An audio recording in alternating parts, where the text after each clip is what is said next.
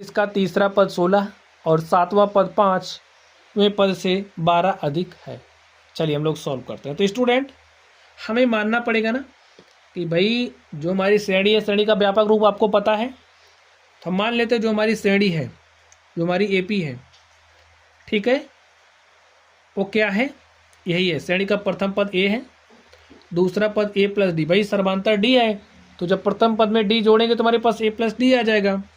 और इसको ए plus 2d लिखिए, इसको ए प्लस 3d लिख लीजिए, इसको ए प्लस 4d लिख लीजिए। हमारा जनरल फॉर्म होता है 4d, इसको लिखिए ए प्लस 5d, इसको लिखिए ए प्लस 6d और इसको लिखिए ए प्लस 7d। सातवें पद तक की बात की गई है, तो सातवें पद तक हमें लिख लिया, ठीक है, और आगे भी ऐसे श्रेणी चली जाएगी। चलिए अब यहाँ से आपको देखने से क्या लग रहा है, जो श्रेणी का प्रथम पद है वो ए है, सर्वांतर की बात करें दिस माइनस दिस करोगे तो आपको डी मिलेगा। लिखिए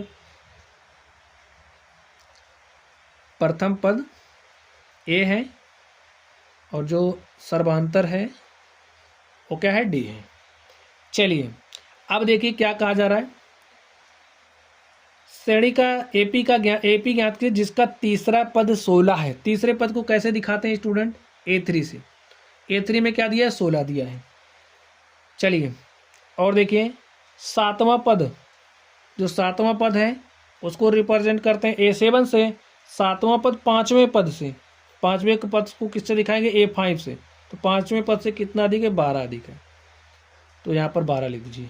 अब हम लोग फॉर्मूला जानते हैं, फॉर्मूला क्या जानते हैं, an इज इक्वल टू होता है, चलिए लिख देते हैं formula, an is equal to होता है a plus n minus 1 of d. यहाँ पे n का मान 3 रखिए, n का मान हमने 3 रखा, तो यहाँ पर क्या हो जाएगा, A3 is equal to a plus n का मान हमने 3 रखा, तो 3 माइनस 1 ऑफ डी, और यहाँ से a प्लस 3 में से हमने 1 घटाया तो 2d, और A3 का मान देखिए क्या है, 16 है, तो a plus 2d is equal to 16, ठीक है। इसको हम समीकरण 1 मान लेते हैं।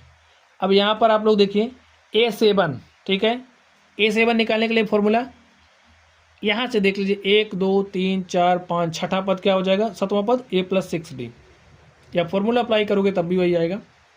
चलिए फॉर्मूला अप्लाई कर देते हैं सातवां पद निकालने के लिए, a प्लस एन, एन का मान क्या है, 7 माइनस 1 ऑफ डी, ठीक है। यहाँ पर देखिए इसके लिए a प्लस एन का मान कितना है, 5 है, 5 माइनस 1 ऑफ डी प्लस 12, यहाँ पर हो जाएगा a प्लस 5 में से हमने 1 घटाया 4d plus 12 a plus 6d, यही आया। अब आप लोग कुछ देख पा रहे हैं, श्रेणी तो वही है, तो प्रथम पद यहाँ पर भी है, यहाँ पर भी है, तो ये हो जाएगा कैंसिल आउट। यहाँ पर 6d है, यहाँ पर 4d है, 4d को इधर लेकर के आइए, 6d minus 4d is equal to 12। 6d में से 2d घटाओगे, 4d घटाओगे तो हमारे पास 2d आएगा, 2d इज इक्वल टू 12, 2 1 के 2, 2 6 12, और इस तरीके से जो d है, d का मान क्या आ गया, 6 आ गया। अब ये जो d का मान है इसे आप समीकरण 1 में रख दीजिए, लिखिए d बराबर 6,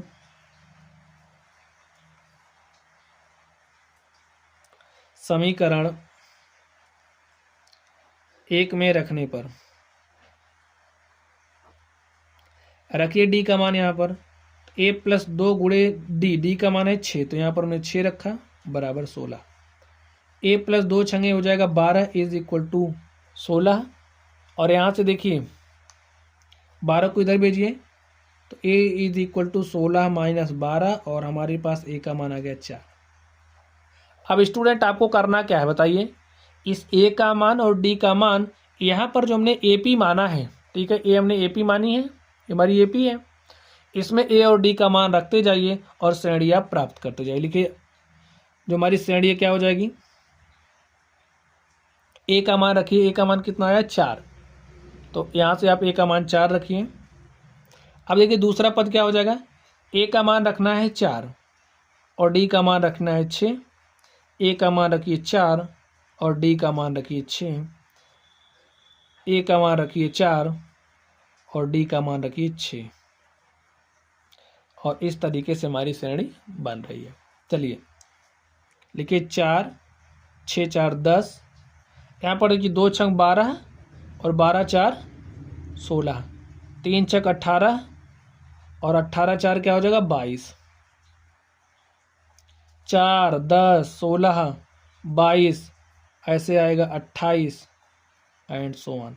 और स्टूडेंट हमें एपी निकालनी थी, ठीक है, हमें श्रेणी बतानी थी, तो यही हमारी श्रेणी हो गई।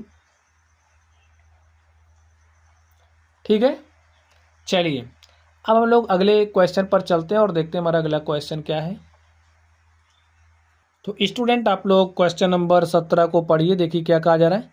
एपी 3 8 13 253 में अंतिम पद से 20वां पद ज्ञात कीजिए। तो अंतिम पद से 20वां पद ज्ञात करना, ठीक है, चलिए हम लोग सॉल्यूशन निकालते हैं। देखिए अंतिम पद से 20वां पद निकालना है तो आप लोग कुछ इस तरीके से लिख सकते हो कि नहीं लिख सकते। जो हमारी एपी है उसको कुछ इस तरीके से लिखा, ऐसे उल्टे ये जो आखिरी पद इसको पहला पद आप बनाइए। 253 यहाँ पर क्या है 13 लिख दीजिए, यहाँ पर 8, यहाँ पर 3। देखिए जो यहाँ पर एपी दी गई थी क्या हमने वही लिखा है? आप कहोगे जी हाँ, बस हमने ऐसे उठा के ऐसे पलट दिया। तो यहाँ पर ये हमारा क्या है अंतिम पद, L इज इक्वल टू 253। अब आप लोग ध्यान से देखिए, L इज इक्वल टू 53 है, हम लोग इसका सर्वांतर निकालें। तो सर्वांतर कैसे निकालते हैं आप लोग बताइए। भाई दूसरे पद में से पहला पद घटा के, तो इसमें से आप चाहे इसको घटाइए चाहे इसमें से इसको घटाइए, में सर्वांतर मिल जाएगा। लिखिए D is equal to 8 minus 13।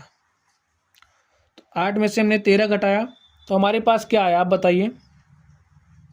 हमने 8 में से 13 घटाया तो हमारे पास -5 आ गया। अब आप लोग ध्यान से देखिए और यहाँ पर स्टूडेंट ध्यान से देखिए, अंतिम पद से 20वां पद, तो हमारा n का मान क्या है 20 है और हमें ए 20 बताना है। भाई 20वां पद क्या होगा, तो हम लोग फॉर्मूला जानते हैं। फॉर्मूला हमारा क्या होता है, an इज इक्वल टू होता है a plus n minus 1 of D, हमारा फॉर्मूला होता है। हमें n का मान 20 रखना है, लिखे क्योंकि 20वां पद चाहिए। n बराबर 20 रखने पर रखिए n बराबर 20, A20 is equal to a plus n minus 1 of d. अब आप लोग जरा गौर फरमाइए, यहाँ पर हमें 20वां पद निकालना है। जी हाँ, अब आप लोग देख पा रहे हैं ये जो हमारा अंतिम पद है वो क्या बन चुका है, पहला पद बन चुका है कि नहीं बन चुका है। भाई अंतिम पद से 20वां पद निकालना था तो हमने दिमाग लगाया और अंतिम पद को पहला पद बना दिया घुमा के। क्या कोई असर पड़ा? नहीं पड़ा। ऐसे पलट दिया। अब ये जो हमारा अंतिम पद है श्रेणी का कैसा पद बन चुका है, प्रथम पद। तो प्रथम पद चलिए यहाँ पर लिख देते हैं, जो हमारा अंतिम पद L बराबर है 253 के बराबर है प्रथम पद के। यहाँ पर A के स्थान पर रखिए 253 प्लस n का मान 20 रखना है, 20 रखिए, -1 ऑफ डी का मान -5 रखना है तो रख दीजिए। लिखिए 253 प्लस 20 में से हमने 1 घटाया तो कितना आ जाएगा 19। 19 को 5 से मल्टीप्लाई करिए, 19 25 कितना होता है 95। 253 प्लस माइनस का मल्टीप्लिकेशन -19 25 95। अब 3 में से 5 घटेगा। अब आप कहोगे नहीं घटेगा, तो हम कहेंगे घटेगा। कहोगे कैसे, तो हम कहेंगे यहाँ से एक उधार ले लीजिए, हो जाएगा 13। 13 में से 5 घटाया 8 आ गया। तो यहाँ पर कितना बचा 4। तो बनाएंगे 14 में से 9 घटाएंगे, 14 में से 9 घटाएंगे 5, यहाँ पर बचा 1। तो हमारा जो अंतिम से 20वां पद है वो क्या आ चुका है 158। ठीक है स्टूडेंट, लिखिए अतः एपी का दिए गए एपी का, ठीक है, दिए गए एपी का अंतिम से 20वां पद 158 है। तो माय डियर स्टूडेंट, आप लोग इस तरीके से क्वेश्चन नंबर 17 को भी हल कर सकते हैं। चलिए अब हम लोग अगले नंबर पर चलते हैं और देखते हैं अगले नंबर का सॉल्यूशन क्या हो।